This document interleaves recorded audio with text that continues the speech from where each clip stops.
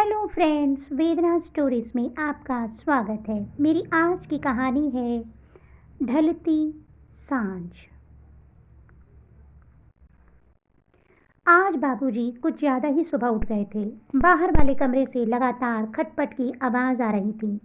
पता नहीं इतनी सुबह सुबह उठकर बाबूजी कमरे में क्या कर रहे हैं। देखती हूँ जाकर। सुधा उठकर जाने लगी तो अजय ने टोका, कहाँ जा रही हो? सो जाओ आराम से, नींद हराम करने की ज़रूरत नहीं समझी। अरे देखने तो दीजिए कि बाबूजी क्या कर रहे हैं।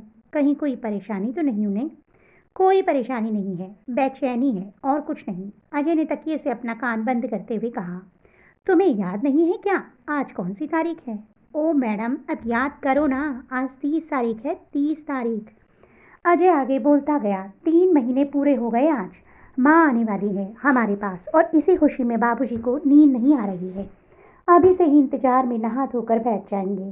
पता नहीं 70 साल की उम्र में कौन सा उमंग बाकी है मिलने का। इतना तो हमें भी कभी नहीं हुआ 10 सालों में। एक व्यंग भरी हंसी अजय के होठों पर खेल गई। लगभग 3 सालों से लगातार यही नियम चल रहा है। बंटवारे के बाद दोनों भाइयों ने बाबूजी और माँ के सामने प्रस्ताव रखा था कि एक साथ दोनों के खर्चे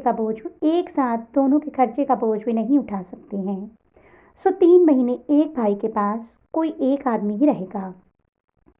पहले तो बाबूजी बहुत नाराज हुए, लेकिन माँ के समझाने बुझाने पर मन महसूस कर तैयार हो गए थे।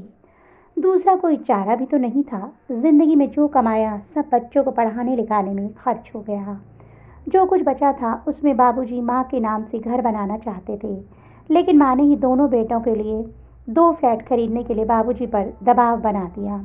उनका मानना था कि जो भी है वह सब उन्हीं लोगों के लिए ही तो है। दोनों 2 जगह रहेंगे तो आपसी प्रेम भी रहेगा। रिटायर होने के बाद हम जब चाहेंगे कभी इस बेटे के पास तो कभी उस बेटे के पास रहेंगे। उन्हें क्या पता था कि दोनों की ज़िंदगी रेल की पटरी बन जाएगी और अकेले अकेले मंजिल तक अपना सफ़र तय करेगी। अक्सर छोटा भाई माँ को लेकर आता था और एक दिन बाद बाबूजी को लेकर चला जाता था, अगले 3 महीने के लिए। उसके बाद 3 महीने तक फ़ोन ही उनके बीच कड़ी बनकर पति पत्नी को एक साथ जोड़ कर रखती थी। अजय के टोकने के बावजूद सुधा उठकर बाबूजी के कमरे की ओर चल पड़ी। जाकर देखा तो वे अपने बेड पर का चादर झाड़ रहे थे। सुधा को देखते ही थोड़े चेप गए। बोले, ओह बहू, मेरी वजह से तुम्हारी नींद खराब हो गई। मुझे माफ़ करना। असल में तुम्हारी सास को गंदगी पसंद नहीं है, इसलिए झाड़ पोंछ दे रहा हूँ। आएगी तो परेशान नहीं होगी। 3 महीने इसी में तो रहना है ना उसे। छोटे के यहाँ बड़े सलीके से रखती है अपने कमरे को।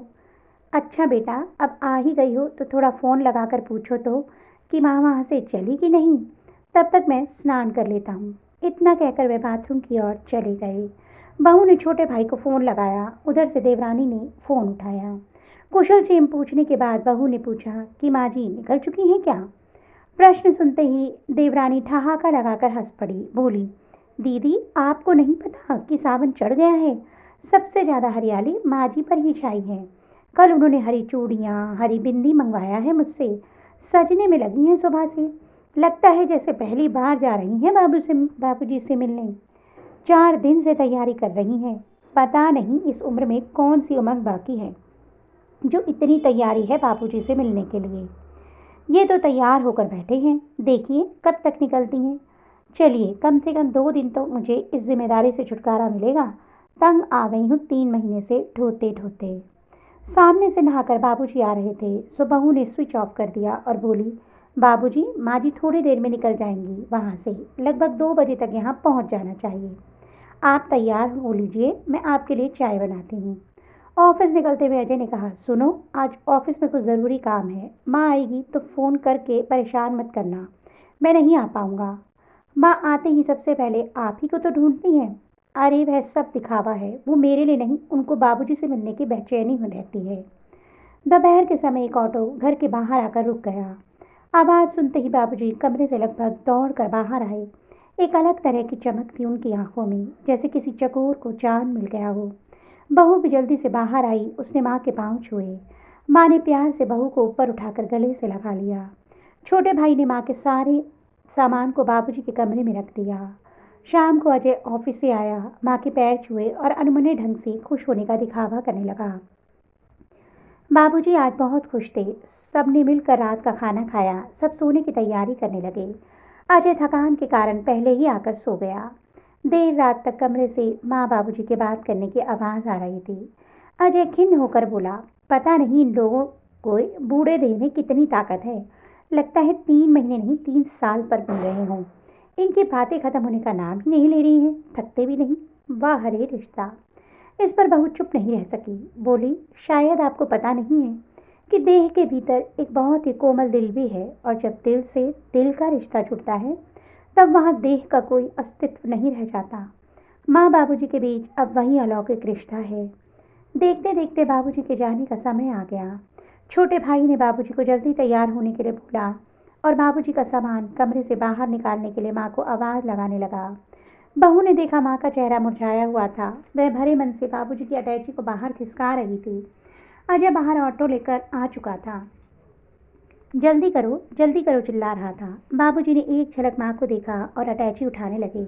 बहू तेजी से कमरे से आई और बाबूजी के हाथ से अटैची लेते हुए बोली, बाबूजी आप कहीं नहीं जा रहे। आप दोनों अब हमेशा हमारे साथ रहेंगे। मुझे आप दोनों चाहिए, बस मैं आप दोनों के बिना नहीं रह सकती। माँ बहू को कलेजे से लगाते हुए बोली, बेटा तूने तो वह खुशी दी है जो खून के रिश्ते ने भी नहीं दिया। इस ढलती सांझ में आस का दिया जला दिया है तूने। हम दोनों की उम्र लग जाए तुझे।